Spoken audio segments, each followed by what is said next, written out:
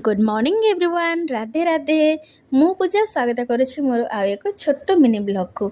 आज सकाळे उठिकी देखला बेलू सुंदर पाग सहित एते सारा रंग बेरंगर फूल होता देखिकी मन पूरा खुशी हो गला। से किछि फूल तोली आनिलु माँ पुओ मिसिकी ठाकुर पूजा करने। सेठू आसिकी मु ब्रश करदेली। मो पुओर खेल स्टार्ट हो गला ता बाबा सांगे एठी।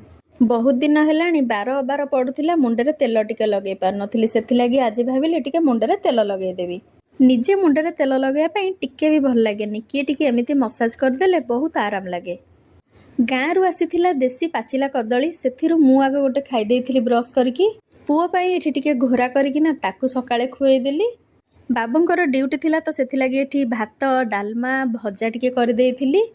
बेड एठी मळी हेगी पड़थिला ताकू सजाड़ी देली, तापर जाईकी घर ओळेई देली। से तांकर ड्यूटी पळेले, आमे हमर पळेलु गाधेया पाई। गाधेइकी आसिकी मु एठी ठाकुर पूजा कर देइथिली।